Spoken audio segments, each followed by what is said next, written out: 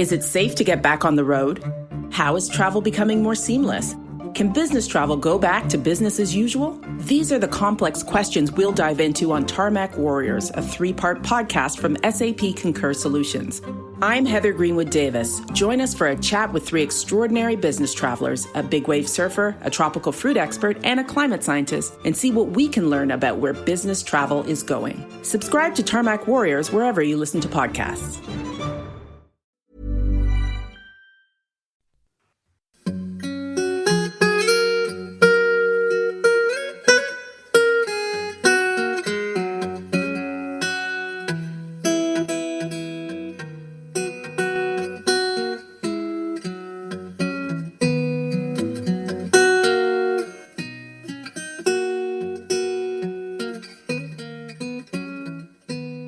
Hello everyone and welcome to the History of England, episode 321, Fin de siècle.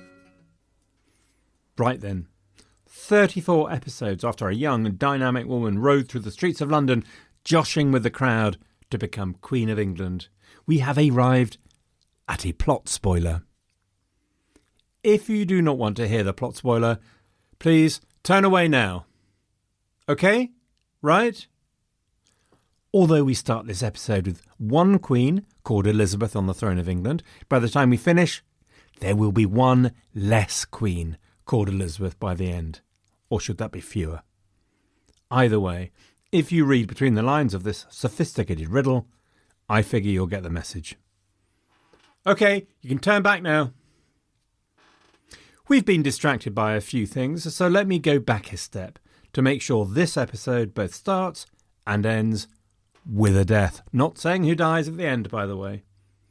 In August 1598, Elizabeth's right-hand man shuffled off this mortal coil, gone to meet his maker to perform the parrot sketch, 77 years old, and Elizabeth had lost her most devoted and competent servant.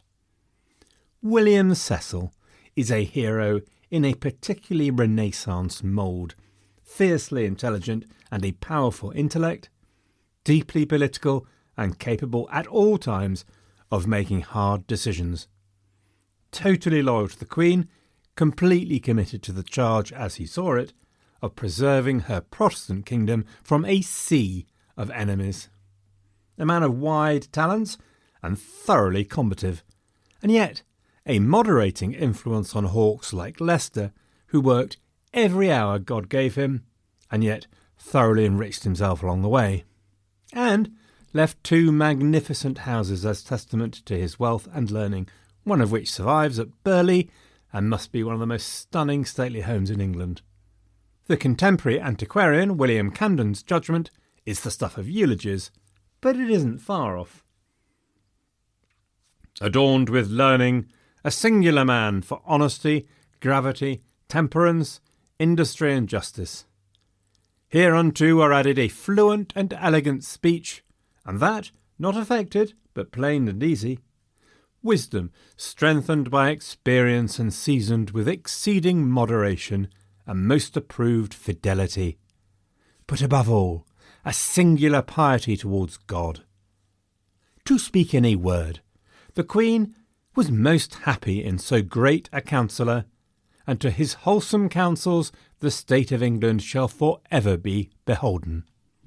After the death of Dudders, and many of Elizabeth's longest-standing privy councillors, Cecil's enemies, particularly the Earl of Essex, had chafed against his complete dominance of government business and the shell-like of the Queen. His death did nothing to release the Cecil grip, though, because by that stage Robert Cecil had stepped into the breach, a chip off the old block, a man as clever and political as his father, but probably more unscrupulous, more of a schemer. Physically, Cecil made a stark contrast with the tall, good-looking Earl of Essex, for he had a crooked spine and was short. The Queen, with the utterly bulletproof sensitivity of the very powerful, called him her little elf. How he must have laughed. But unlike the subtle Cecil, Essex was hot-headed, impulsive, described by his supporter Francis Bacon as a man of nature not to be ruled.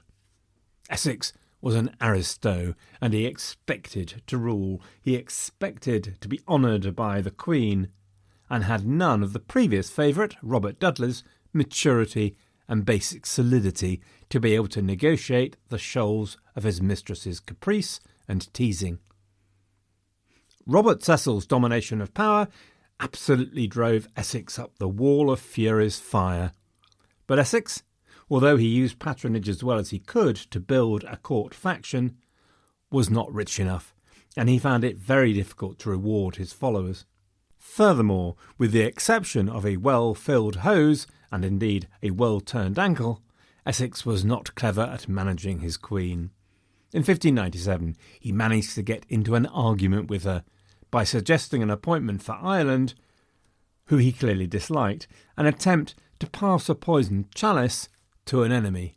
Now Elizabeth was no idiot. She saw through it straight away and was furious at this idiocy.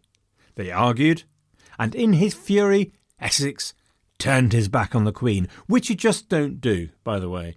Take a note for your next meeting with a monarch. Well, so this got Elizabeth proper blazing. She screamed insults, and she actually boxed his ears.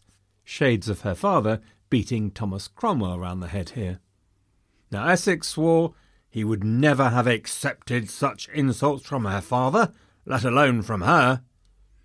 There's a gender thing at play here, obviously, as well as the general public humiliation. And as he was saying all of this, he, wait for it, put his hand on his sword. Ah, what in the Lord's name are you doing, the Earl of Nottingham, Lord Howard of the Armada to you and me, dragged him out before the Queen could recover from her shock. The fact that Essex survived gives you a good idea how enamoured of him the Queen was. But this, then, is the context to Essex and his appointment to command in Ireland. Essex didn't have the patience and character to build a position at court and repair fences. For him, he had to be the big gesture, the drama. What can I say? He's an Elizabethan nobleman. That's the way they rolled. So, that is the background then to Essex's panicked flight from Ireland. His big gesture had ended up in a cowpat, and he made a deal the Queen had forbidden him to make with Tyrone. So, he threw up his command, and on the 24th September 1599, he took flight for Nonsuch Palace to use his personal charm in a last-ditch effort to win round his Queen. A pretty desperate venture, given that he not mentioned the fact that he was deserting his post to the Queen. Speed was of the essence. He had to get there first. As he returned, Lord Grey managed to get in the way and tried to stop him, but Essex ploughed on regardless, while Grey legged it to Robert Cecil. Cecil made haste to the Queen's side, but Essex had beaten him to it and pushed his way into the Queen's chambers, where the Queen was in a state of undress. I mean, this is nuclear stuff in early modern Europe. Plenty of people had made a connection between Essex's fall and the Queen's obsession in her later years with her physical appearance, spending hours every day on makeup and wearing more and more dramatic dresses. There's a suggestion that her response was heightened by this exposure in a state not designed for a public audience, a feeling of humiliation at being seen in a vulnerable state. Though in point of fact, Elizabeth managed the situation in a masterly way, staying cool as this nutter barged into her private apartments against every possible convention. She talked him down, and he left. Later, she allowed him to return, they talked things through, and then she dismissed him. He did not know it, but she had just dismissed him from her presence for ever. The next day, Essex was grilled by the Privy Council, and although the Queen allowed his hearing to be in a private, specially commissioned court, Essex's career was firmly on the rocks. He was banished from court, lost most of his lucrative monopolies, and had no way, therefore, to service his £16,000 debt, and his protégés slowly began drifting away. By 1600, the knives were out and rumours abounded that Essex had cut a dishonourable deal with Tyrone in Ireland and had planned rebellion. A secret correspondence between Essex and the likely successor, James VI of Scotland, was presented as treasonable. In fact, Essex was just a fool, not a knave, and the likes of Walter Raleigh were working against him in a poisonous atmosphere at court. Denied money, access to the source of patronage at court, filled with a towering sense of his own worth, Essex was desperate. By this stage, Francis Bacon had taken one look at the situation and scuttled off down the nearest available hawser onto shore, as it felt the ship of Essex beginning to settle and reside gently on the sea of politics. His brother Anthony Bacon, though, was made of sterner stuff and stayed on the bridge. Also on the bridge were other Essex fans, the Earl of Southampton, for example, his wife Frances, and his sister Penelope. Essex was ill by December, though, the doctors reporting that they found his liver stopped and perished. His entrails and guts were expulsurated. I have no idea what an expulsurated gut is, but it doesn't sound as though you want one, to be honest. The Queen softened a little, allowing him to return to Essex House on the Strand, and postponed his trial from the 7th of February. But Essex was in a right old lather. The trial eventually went ahead, and Essex was grilled by Edward Cook before being sent home. The Queen blew hot, and the Queen blew cold. She kept him banned from court, but lifted the house arrest. Well, that was like a clarion call for malcontents, although I should call it a dog whistle maybe, just to stay up to date. Men like the Earls of Rutland, Southampton, Bedford and Sussex, and Lord Sandys, Cromwell and Monteagle, Robert Catesby and Francis Tresham, the last two later being gunpowder plotters, all came to his side. Generally, they were young, in debt, and excluded from the top table by the old guard. Essex was essentially running a rival court from August 1601. By February they were at a fever pitch and ready to march on court and demand access to the Queen and clear away her evil counsellors. It so happened that on the 8th of February 4 privy councillors came to call at the Strand to get him to come to court for judgment. And by heck did they get a shock. There were 300 men arming themselves. They were quickly locked away before things got ugly. Down to the city marched the 300, rather oddly, rather than heading for Whitehall, probably because Essex hoped the sheriff would bring him his 1,000 militiamen. As they marched, the streets that led towards Whitehall were chained off, which seemed to rob Essex of his ultimate plan. Not sure what he expected, rose petals strewn in his path maybe, but meanwhile he received a "not on your Nelly" from the militiamen, and so raising oddness and incompetence to truly Herculean levels. Essex took a pause in his little rebellion to sit down for a spot of lunch with the sheriff, while his 300 men milled about and twiddled their thumbs.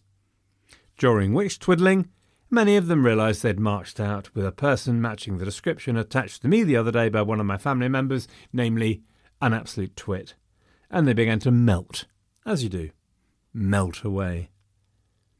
Absurdity moved gently along the scale to farce.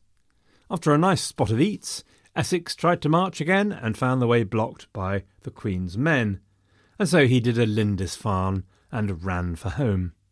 Nope, also blocked now. So they headed for the river and boats. Essex fell into the Thames, as it happens, which I think was a nice touch, was pulled out, floated back to Essex House, to be arrested with his remaining pals by the Lord Admiral, a more laughable, incompetent rebellion you could not wish to see. Seriously. There's more, though, and if you would like a thoroughly readable account of Essex's life, I suggest Elizabeth's Last Favourite by Sarah Beth Watkins. But the long and short was a trial on the 17th of February where Essex pleaded not guilty and was grilled by the dream legal team, Edward Cook and Francis Bacon, a pair, generally speaking, who found it difficult to be in the same room without scratching each other's eyes out. There could be only one result of the trial. Locked up, Essex descended into snake territory.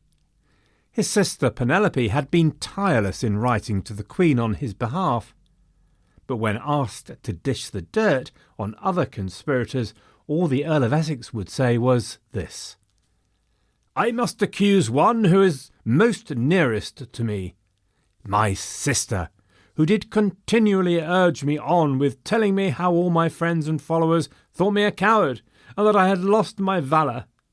She must be looked to, for she hath a proud spirit." Well, you rat. Penelope fought her corner with wit and wisdom, so Lord knows what percentage of her genes she shared with her brother, and eventually she was cleared of any suspicion. She duly wrote the Queen, "It is known that I have been more like a slave than a sister, which proceedeth out of my exceeding love rather than his authority. So strangely have I been wronged, as may well be an argument to make one despise the world, finding the smoke of envy where affection should be clear." The Earl of Essex was executed on the 25th of February 1601. Extraordinarily, he was popular with the crowds, who there took a gin rally, who was seen watching the execution from a window, laughing, joking and smoking. The Queen apparently showed no emotion when the news was brought to her, and just kept thumping away on her virginal. The war with Spain, meanwhile, wandered on, though its complexion had now changed. The war in the Low Countries was much more static than it had been. Despite his determination to start his reign with a major victory, Philip III's campaigns in 1598 and 1599 were marked by the problems of planning and supply that plagued the Spanish war effort. A fresh armada bound for Ireland got no further than the Azores. A new offensive in the United Provinces foundered due to lack of money, and the constant mutiny in the Spanish army, which then saw a number of towns just sold back to the Dutch by their garrisons. And now that France was no longer involved in the war, Elizabeth was determined, even more than ever, to minimise costs. In 1598, she renegotiated the relationship with the United Provinces. So, after much squabbling about the amount of money that the English had or had not loaned to them, the Dutch finally agreed the amount that they would recognise and repay. And then the English army was transferred into Dutch control, and from then on formed a unit within the Dutch army which was paid for by the United Provinces. That unit fought in the victories at Ternute and Nieuwpoort, and the Dutch were allowed to recruit more troops in England. Many English died in the ultimately unsuccessful defence of Ostend from 1601 to 4. Now, about all that a few general observations. So if you listen very carefully, I suspect you would be able to hear the cracking of Elizabeth's arm as it was twisted by her Privy Council and court to support the Dutch, with repeated exclamations of, "Oh, go on then!" But despite this sometimes grudging and qualified support from the English, and sometimes incompetent and downright treacherous military interventions, English support for the Dutch revolt had played a central role in its success. Second observation, by the time of Elizabeth's death and the fall of Ostend, it had become clear that Flanders and the United Provinces would not be reunited in any kind of new independent state. The possibility still remained, though, at least in the minds of Philip and his new, thoroughly competent military commander there, Spinola, of the return of the United Provinces to the obedience of the Spanish crown, and the war would therefore continue until that wish had finally disappeared. The war at sea also continued with the Spanish, but there were few more opportunities for large-scale descents on the Spanish coast, and again Elizabeth's parsimony grew ever fiercer. There was, however, one remaining royal expedition to the Caribbean in 1598, and militarily it was very successful, led by Sir George Clifford. He captured San Juan and devastated the colony of Puerto Rico. Elizabeth was delighted. Clifford was less delighted. Given the meanness of Elizabeth's support, the expedition cost him an arm and indeed a leg. So much so that he lamented that he'd thrown his lands into the sea, and he would not be lured away for another expedition again. In 1602, Leveson hanged around off the Spanish coast and managed to cut out a ship from the floater of that year. By 1601, the annual expenditure on the Navy was down to 54,000 quid, which was really not very much by comparison. Now, on the one hand, the Navy Board and dockyards of Portsmouth, Woolwich and Chatham, which have made such a difference in the war, continued to be feared abroad. In 1599, there was a panic about a new Spanish fleet heading England's way, and 18 warships were fitted out and put to sea in just 12 days, an achievement for which one commentator remarked, "The Queen was never more dreaded for anything that she did." But actually, behind the scenes, contractors could make no money without cutting corners, corruption was rife, pay for seamen was awful and frequently late. Medical support and arrangements for pensioned seamen were far from generous. This last was despite at least some attempt to make proper provision in the 1593 Act for the Necessary Relief of Soldiers and Mariners, in which each parish was charged with a weekly sum towards the relief of the sick, hurt and maimed soldiers and mariners. Despite this, by the end of the reign, it was commonplace for potential recruits to swear that they'd rather be hanged than perform service in the Queen's Navy. However, the privately funded war, on the other hand, continued. One great impact of the wars was the enormous expansion of England's merchant fleets. Sharp-eyed professional investors ran the war for profit. Many of the ship's captains were, in fact, investors, not mariners. Privateering in the Atlantic and around the British Isles ran riot, although some continued to the Caribbean too, and money was therefore made in vast quantities, especially enriching the City of London. The merchant fleets grew from 20 ships of over 200 tons to close to 100 ships of over 200 tons by 1600. It's been estimated that prize goods equalled around 10 to 15% of legal international trade. So two things worth noting here then generally. The damage to Spanish trade from privateering was absolutely massive. 20 years of privateering combined with constant demands for taxation from the Spanish crown bled white the merchant fleets of Spain and destroyed the Basque and Cantabrian ports. 300 years later, these ports had still not recovered their strength of the 1570s. In the Caribbean, but also to an extent even in the Mediterranean, much of the trade fell from Spanish into Dutch, English and French carriers. The other point to make is that London and London merchants were so greatly enriched by the war with Spain that the foundations were laid for colonial exploration and the establishment of colonies in the 17th century. Some examples. The London merchant John Watts owned up to having made £32,000 in 1591 alone. Christopher Newport sacked 4 towns and took 19 prizes in 1592. In 1602, William Parker took the newly refortified Portobello. For the first time then, England had a merchant fleet capable of long-distance trade, and London had the skills, capital and ambition to back that trade. The vision of England's critical international trade and the focus of the merchant fleet had always been on Flanders and the wool and the cloth trade. At the start of the period also, I had talked about how at last Elizabethan England had identified the strategic importance of a fleet for defence, a royal fleet for defence. But now, without wanting to be pretentious and all that, I might suggest a sort of drum roll in the background, or, given the global impacts of colonisation, some more ominous music might be in order. Because it seems to me that here is the real significance of the Anglo-Spanish War.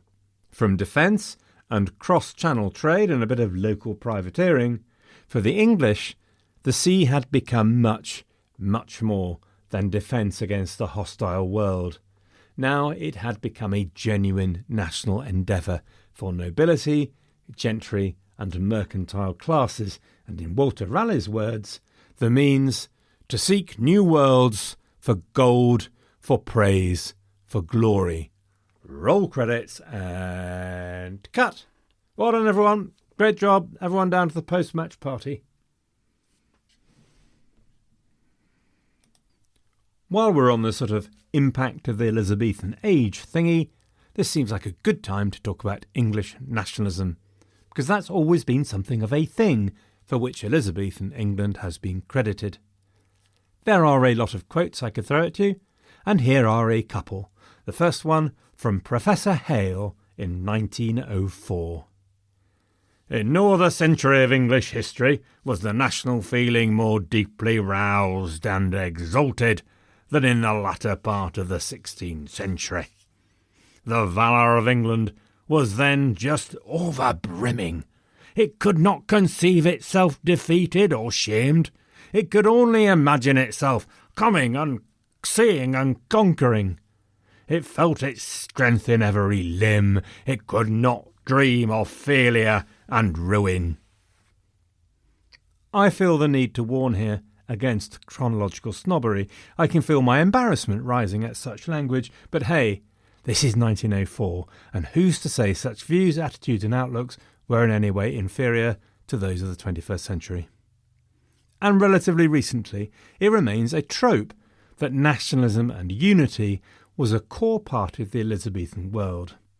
In 1992, Greenfield wrote, "It is a commonplace in contemporary literary history to note the remarkable, indeed striking in its omnipresence and intensity, nationalism in English literature." Whig historians assumed a triangular structure to Elizabethan nationalism of Crown, Anglican Church and the nation, and assumed in particular that it was embedded in the person of the Queen or the monarch. The historian Norman Davis recognised this myth of Tudor Englishness, which had been elaborated by the Protestants of the 17th and 18th centuries, and he wrote of the deification of the English monarchy as a focus for the foundation of English Protestantism and of modern English patriotism. And so I would just like to point out that while it surely can't be argued that there was not much patriotic content in literature at this time, the story is rather more nuanced. Obviously, this statement should come after I have read out John of Gaunt's speech.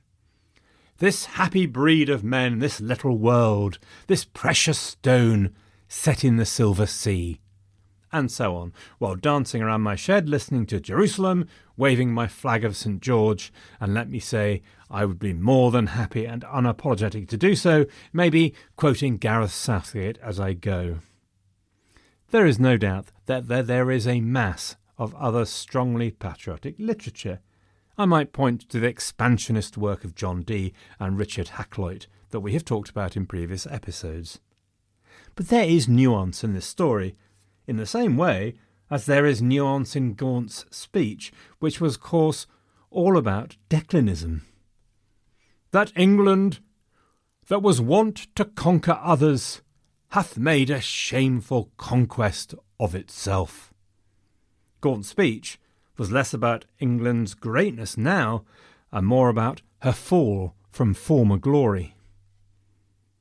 The first point to make is that the concatenation of monarch and national feeling is highly questionable from the point of view of both monarch and subject. So Elizabeth was indeed more than happy to make appeals to patriotism when required, but she was also very aware that nationalism could cut two ways, that there were many in her kingdom who did not, in fact, believe that the country and the monarch were the same thing, and that loyalty to country could be used against the monarch instead of for her. And it was so used.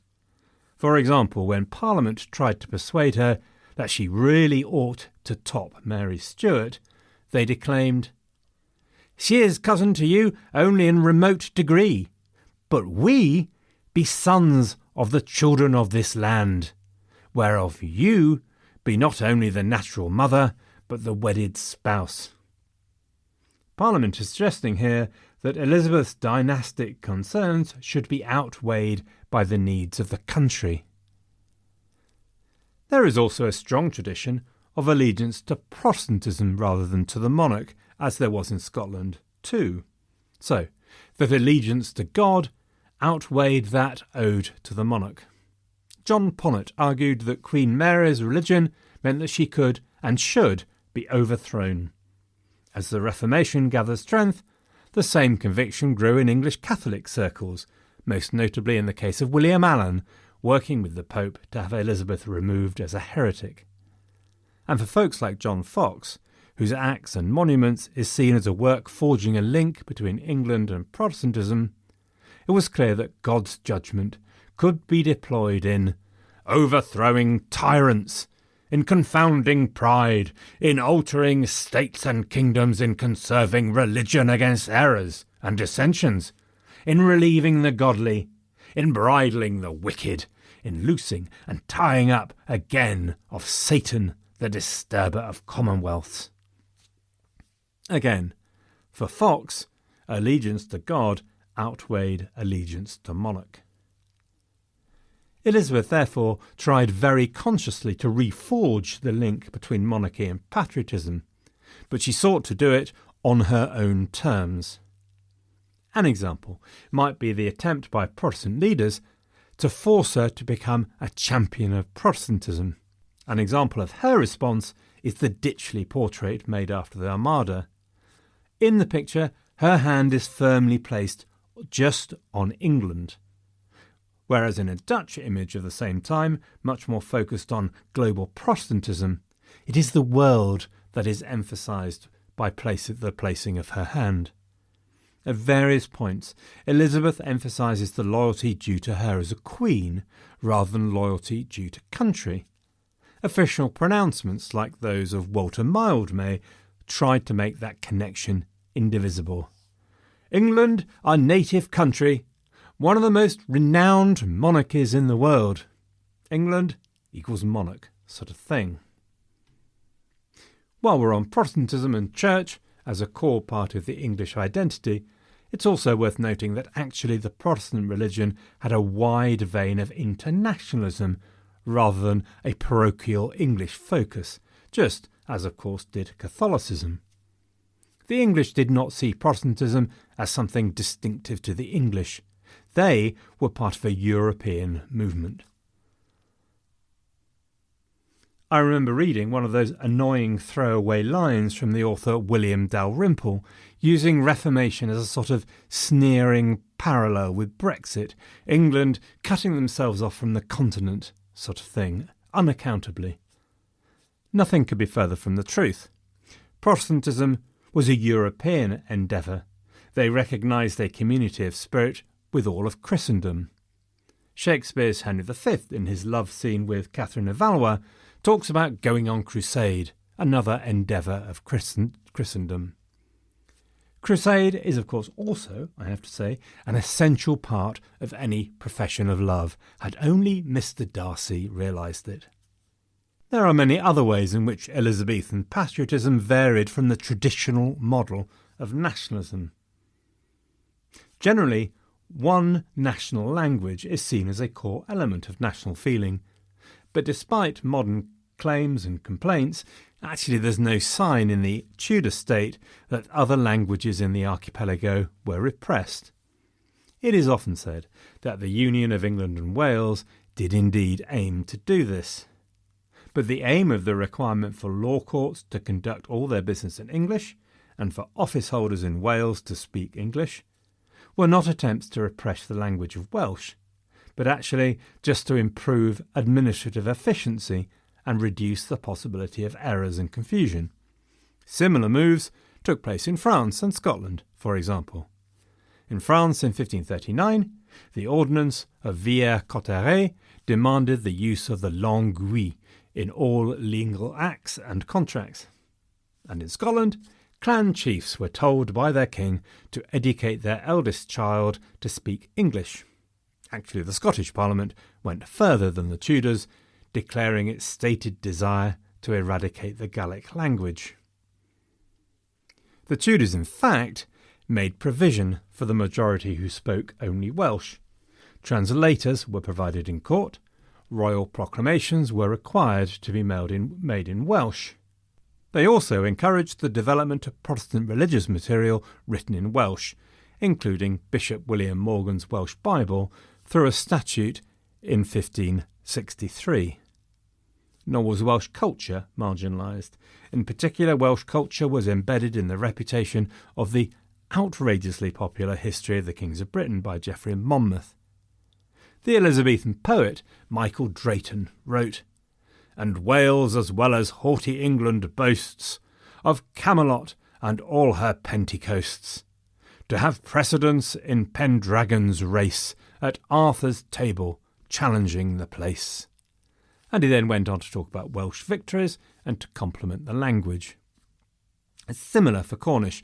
Although there's no development of a Cornish Bible, there is a recognition of the problem in a specific concession that where language was a problem with the church service, Latin could be used as had been traditional.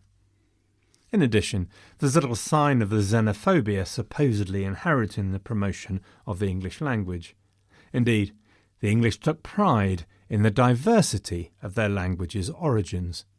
Richard Carew explained, "Seeing then we borrow, and that not shamefully, from the Dutch, the Breton, the Dane, the French, the Italian and the Spaniard, how can our stock be other than plentiful?"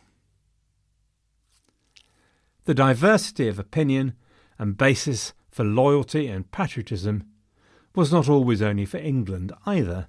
Other loyalties and identities remained powerful. There's no doubt that by Elizabethan times there was a clear and sharp identification of England as a community to which people belonged and owed allegiance, but regionalism remained strong. For one example of this, in the literature accompanying the defeat of the Armada, it's clear that the authors were expressing their pride with London's specific role in delivering victory. So look, far be it from me to suggest that Elizabethan England was not a place where a sense of English nationhood burned bright, and where leaders did not use that patriotism to build unity and support. But it is not the monolithic nationalism born throughout Europe from the 19th century and which has grown so strong since, for good or ill. Elizabethan attitudes were much more universalist, varied and diverse than sometimes has been given credit for. The end of Elizabeth's reign has a real fin de siècle feel about it, and that's largely, I think, to do with the increasing expectation that the Queen surely couldn't last much longer. The clogs must be for the popping, especially given the death of so many of her companions and the names who had dominated court life for so long. But it's also about the increasing parsimony of the state and the struggle to make ends meet, as well as the disasters of the 1590s, as we heard a few weeks ago. The impact of Elizabeth's efforts to save money have been obvious in her foreign arrangements and the way the war at sea was carried out. It also impacted life at court. Elizabeth's expenditure per year on court was £72,000 a year, whereas for James I they would quickly rise to £100,000. The cost of the war in Ireland and in the Low Countries had sucked up expenditure. To set against this, Elizabeth had a sort of unspoken arrangement with her nobility and gentry on whom her governance relied. Although her nobility had very few fiscal privileges, unlike their continental counterparts often, Elizabeth refused to update taxation assessments, saving thereby her subjects from ever higher tax burdens. The downside of that was that she allowed a sclerotic tax-raising system to go unreformed and presented her successors with a serious problem of how to raise appropriate levels of revenue. She also steadfastly refused wheezes that were again common on the continent, such as the sale of offices. But what she did not refuse was the way for her nobles to enrich themselves through commerce, which would also help breed a flexibility of attitude towards commerce in the minds of the gentry that were not always present in, say, France, for example, and has been cited as one of the reasons for England and the Dutch Republic's later growing prosperity, but that's for another day. There were a couple of ways of making commerce pay for her nobles. You might give licences to someone to sell a certain amount of commodities for a knockdown price, so a number of dicker of leather, for example. I have just this minute learned that a dicker is a unit of measurement for leather amounting to 10 hides and comes from the Latin decuria for a pack of 10. Good golly. A more attractive way was the grant of a complete monopoly. Now that was the way to a surefire fortune, because you could slap whatever price you liked, as well as having the trade in your pocket. No one could go anywhere else to get the commodity. It was, in effect, a tax on consumers. There were quite a few monopolies, and I have to say that some of them are really quite specific. There was, for example, a monopoly to sell the livers of fishes. There was also one to print David's Psalms according to the Hebrew text. Many were rather more obvious, too, to make saltpetre, or glasses, or print almanacs. Now the recipients of monopolies loved it. Everyone else hated it. And the Privy Council knew they did. Robert Cecil described monopolies as, for the most part, contentious and grievous to the subject, chiefly such as the poorer sort. The scum of discontent rose to the top of the pot in the Parliament of 1601. Elizabeth sort of headed things off, basically, as she was very good at doing, expressing horror that the monopolies have got out of hand like this, promising that the Privy Council would now monitor them and close down any that were inappropriate. Elizabeth demonstrated that she also knew how to play the crowd even now, with what became known as her golden speech in that Parliament, which included a love note. I do assure you, there is no prince which loveth his subjects better, or whose love can countervail our love. And though God hath raised me high, yet this I count the glory of my crown, that I have reigned with your love. Not a dry eye in the house. By this time, though, Elizabeth was feeling her age. Essex's rebellion had hit her hard in a way. More and more she kept to her private apartments. John Harrington wrote that she found it difficult to cope any more with matters of state. Every new message from the city doth disturb her. The many evil plots and designs have overcome all her highness's sweet temper. Reading the writing on the wall, her court became less of an attraction, and her courtiers concentrated instead on the new boy in the north. The court was very much neglected, and in effect the people were generally weary of an old woman's government, wrote one. One day she made the classic mistake of looking in a mirror, something she'd resisted for 20 years, and the experience was not a happy one, leaving her yelling against all her courtiers who had flattered her for so long. When John Harrington then visited her, he found a lady shut up in a chamber from her subjects and most of her servants, and seldom seen but on holy days. Elizabeth retreated to Richmond, and there sunk into her last illness. She refused to lie in her bed, and instead lay on the floor on a pile of cushions, holding her finger almost continually in her mouth, with her eyes open and fixed upon the ground, where she sat on cushions without raising or resting herself, and was greatly emaciated by her long watching and fasting. By March 1603, Elizabeth had been persuaded to retire to bed instead of to cushion, but that seemed to be an end of it. Elizabeth's glands were swollen, she was unable to speak. Of course, everyone was desperate to know who was her heir, and there are a few tales about this, including one where Lord Howard asked if James should be her heir, and she wordlessly drew her finger round her head to indicate a crown. On the 23rd of March, the Tudor dynasty at last came to an end. Well, by golly, we've come to the end of Elizabeth's story. I feel quite emotional, as always, really. It seems we've walked at Elizabeth's side for a very long time, and what a walk it has been, from the self-confidence and precociousness of her childhood to the danger of her young adulthood, to a reign of 45 years packed with momentous events, themes and changes that would be influential so long after her death, such as, the growth of nationhood, the start of global exploration, the partnership forged between state and people through the poor laws and justice system. She maybe shares many similarities with the reign of her father in the grandeur and magnificence of her court, and her talent for playing to the galleries, and in the quality of her servants. So Henry had Wolsey and Cromwell, Elizabeth had Burleigh, Dudley, Walsingham. But such a different way of managing them. Not for Elizabeth, the toxic infighting for power at Privy Council, however much of a hothouse court must have been. Public servants who served for year after year without fear of being suddenly and arbitrarily dragged off to the Tower. It's a bizarre management technique she had, though. The volatility, the coquetry, sudden furies, the tortuous decision-making which drove her advisers up the wall, but which kept her hand firmly on the tiller of state as the decision-maker. And in a man's world, of all English rulers, this woman was one of the most successful. And then, of course, there's the fact of the succession, the extraordinary significant handoff to the Stuarts, a new dynasty who would bring turbulence to compete with Henry VIII.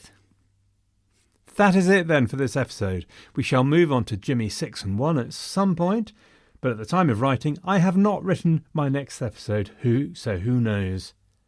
Next week we have a guest episode from Mike Corradi of the History of Italy, a story of British history called The Bagpipes of Freedom. Definitely something to look forward to. Thereafter, who knows? Europe, the Great Rebuilding, or Jimmy 1? I will let the suspense build. Until then, thank you so much for all your reviews and comments. Thank you so much for listening. Good luck and have a great week.